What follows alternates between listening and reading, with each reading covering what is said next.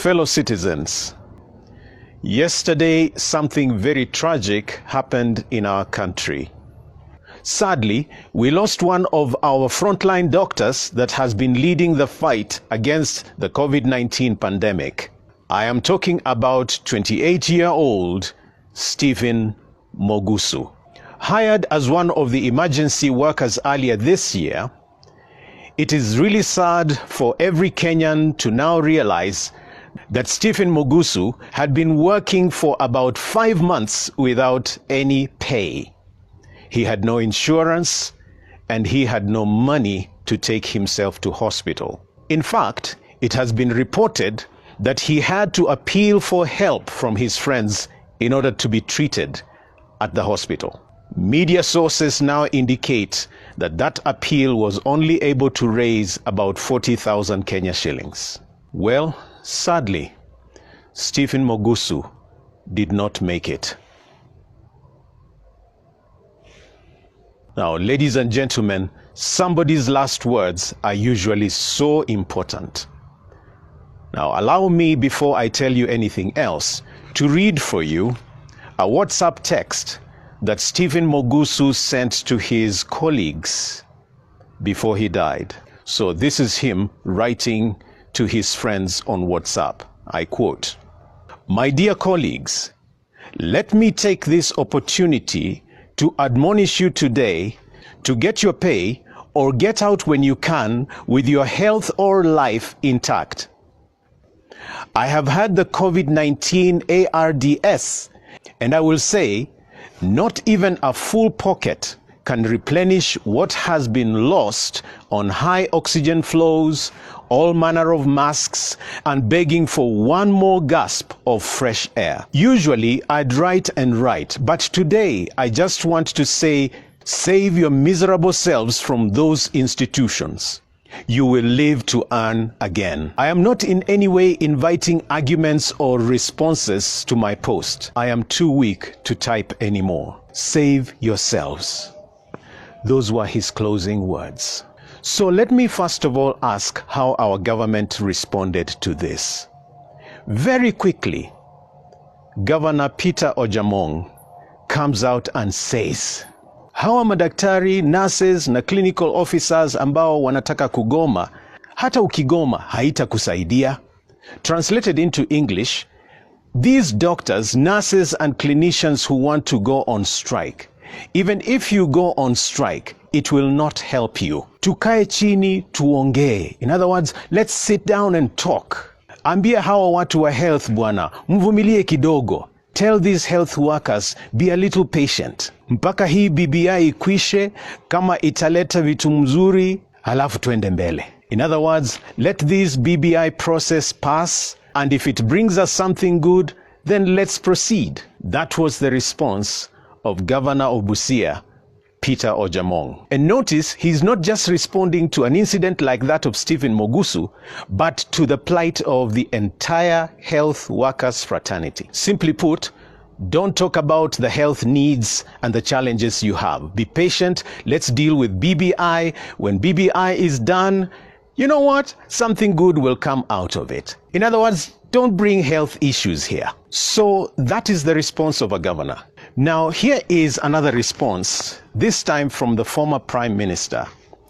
You know, when the handshake was being done in 2018, I never knew that we were getting a second president or a co-president. I have not heard from His Excellency Uhuru Kenyatta.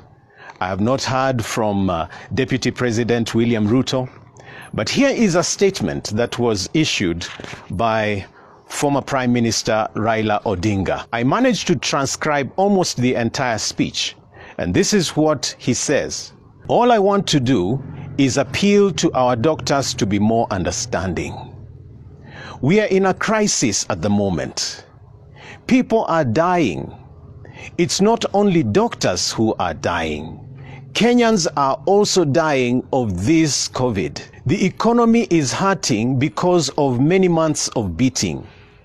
So it is not the time to hold the government at ransom. The doctors themselves take an oath to protect life. How then do you justify downing your tools when people are dying? I want our doctors to become more realistic and more understanding. Although they are suffering, it is not only the doctors who are suffering, says he. We have teachers, engineers, lecturers, and so on, he says. This is the time for understanding, negotiating, sitting down, and moving forward. And then he adds, if the government does not have, where does the government get it from? Where does the government get it from? Then he adds, I sympathize with our doctors, but let our doctors also sympathize with ordinary Kenyans who are dying because of lack of medical attention. That was his response. Now, honestly speaking, nobody is saying that other Kenyans are not dying. Nobody is coming out to say that only doctors are dying. So that argument does not hold. Again, the doctors have been talking about their vulnerable positions for so long, and the death of Stephen Mugus is only a microcosmic representation of what is on the ground. Fellow Kenyans, as I speak to you, it is so clear, it is recorded everywhere, that we have lost over 30 health workers, 10 of them at least, specialists. These people will leave home in the morning, work late at night, sometimes on call, in order to take care of patients without sufficient gear to protect themselves. So if anyone was understanding, brothers and sisters, it would be the doctors. So I also find it vacuous for anyone to come and say that the doctors have not been understanding or the doctors have not been patient. By the time the Kenya Medical Practitioners and Dentists Union is coming out and saying, if you don't attend to this, we are going to go on strike, they are doing what reasonable Kenyans can do, and that is to issue a strike warning. They are basically saying, we can't take it anymore. Please attend to this thing. Let us sit down and talk. Nobody wants to talk. The CS doesn't want to talk. The ministry in general doesn't want to talk. The government doesn't want to talk. They are exposed, they are fatigued, they are dying, and somebody comes and says, let us be more understanding. Let us be more patient. Let us prioritize BBI. Now, Raila wants to tell the doctors there is no money. Where does the government get money? And mark you, what the doctors are asking for is already catered for. There have been billions allocated to deal with the pandemic. We've had scandal after scandal. Money is lost. But Raila, truly speaking, is hypocritical because he is the same person driving billions of shillings towards a process that can wait. He is the same one pushing the BBI process, wanting Kenyans to go to a referendum. Already, they have collected signatures around the country, whatever the number that is. They've had money to pump into the BBI process, but they have no money to buy PPEs. They have no money to take care of masks. They have no money to pay for insurance of someone like Stephen Mugus. Honestly, Mzee, we respect you, but I think that is irresponsible. I don't think you have the moral right to tell Kenyans the government has no money to take care of our vulnerable frontline workers, when you're pumping in billions to defend and work on a process that can wait, a process that is not urgent. You have no moral right. And Honorable Raila, the doctors are not taking the government at ransom. They're simply fighting for their lives. They're simply fighting for manageable rights. Instead of defending a political process, you should be defending a life and death issue, a life and death process. You say Kenyans are dying. You say you understand Kenyans are dying. But doctors are Kenyans too. In fact, they are more endangered than the teachers and the engineers you're quoting.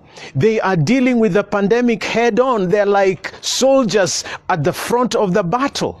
You can't say everybody is dying, therefore don't talk about dying. I think that is irresponsible.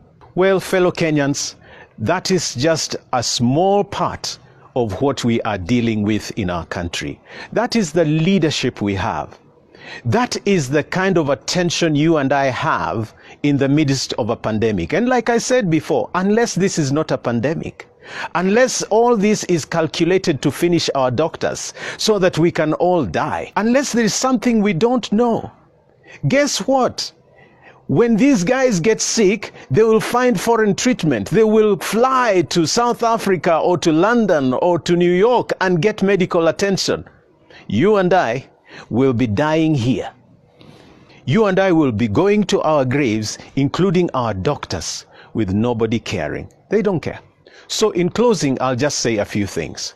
First of all, our heartfelt condolences to the family of Stephen Mugus, as well as the families of our medical soldiers that have died during this pandemic. May God comfort you.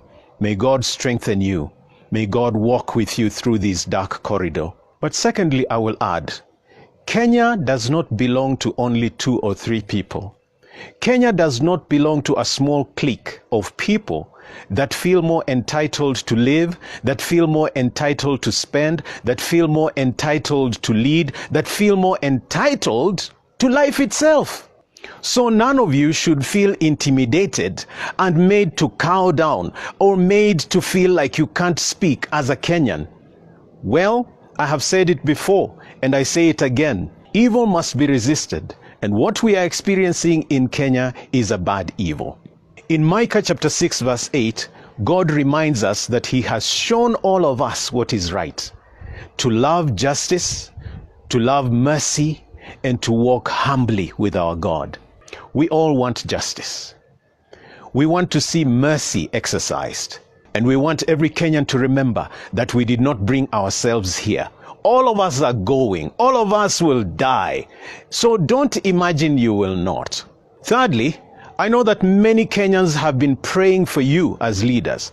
Many Kenyans have been agonizing. Tears have been shed on this Kenyan soil. People in their prayer rooms at home praying for our country to change, for our government to change, for our leaders to change. But brothers and sisters, there is an end to that. Time comes when prayers must change.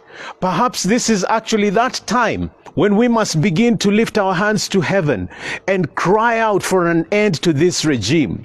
Perhaps time has come for us to raise our hands to the sky, to kneel by our beds, to kneel in churches, to kneel wherever we can, and begin to pray for an end to this kind of regime. And God hears prayer. God answers prayer. People come and go. You were not here 100 years ago. You will not be here 100 years to come. You will also go.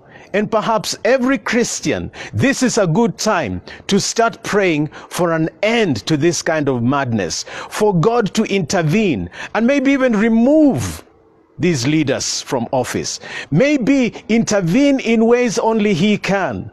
Because there is a limit to oppression, and God always stands against oppression. Lastly, again, if we don't learn from history, then we'll pay a costly price.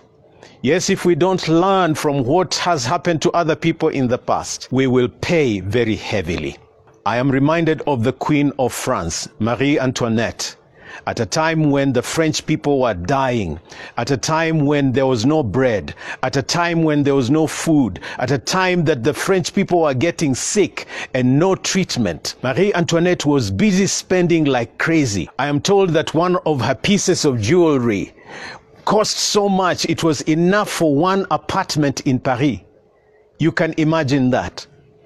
At the time the French people were suffering, Marie was gambling away. Marie was spending a lot of lavish living out there. Even when they were plotting to overthrow them, Marie was still spending. The officers who love her want to evacuate her, want to help her out of France. And so they planned for her to escape in a small chariot, a tiny chariot. But Marie wants this pomp. And so, wants these big chariots that would have enough space for meals and wine. Even when her end is coming, she did not know. And sometimes it looks for me exactly that way. That as Kenyans are dying, as Kenyans are begging for dear life, as WhatsApp messages like that of Stephen Mugus is written and sent to colleagues, There are people whining and dining, looting the coffers, looting the hospitals, looting the schools, looting our homes, looting our taxes, borrowing on our behalf, planning irrelevant projects, planning all these useless things. As Kenyans die, then they'll come and tell us, everybody's dying. I speak like this because I love Kenya. I speak like this on behalf of many who cannot speak.